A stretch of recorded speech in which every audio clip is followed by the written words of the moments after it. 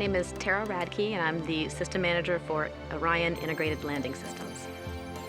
So, even though Orion has performed the majority of its mission of taking humans to space and then returning back home, we still have to do the last really important part, slowing down so that they can safely land and be recovered onto the ship and back home. Orion's coming back from deep space and re-enters the atmosphere, going really fast. The guidance navigation control system does some maneuvering to help slow down the vehicle, and at that point, start looking for the right conditions to deploy the parachutes. The first parachutes that come out are the four-bay cover parachutes. They're mortar deployed, so they're fired basically with cannons out the back of the vehicle at 125 feet per second.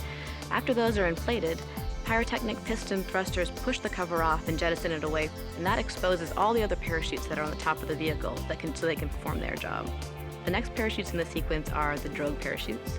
The drogue parachutes, again, are also mortar fired out into the clean air so that they can properly deploy, and they actually open in stages, so they slowly open up so that they don't have a hard force on the vehicle or on the parachutes themselves and damage them. At that point, we actually cut the drogue parachutes so that those parachutes are able to leave, and the next parachutes, the pilot parachutes, are able to deploy at that point.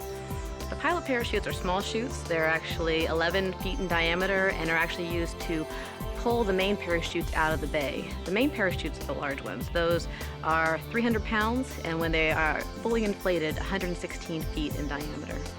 The main parachutes do the majority of the job of slowing down the vehicle. All three main parachutes deploy.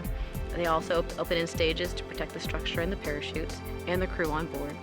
And at that point, slow the vehicle down to about 25 feet per second when it lands in the water. Working in the descent and landing phase is really challenging. You're coming from extreme environments that you've had to go along on the ride the entire way. As we work with the parachutes, as we work with the GNC team and how all these pieces fit together, it feels like a very important job to make sure that we're taking care of the crew, that we're bringing them back safely, and that we land and keep the vehicle safe around them and are able to recover them safely.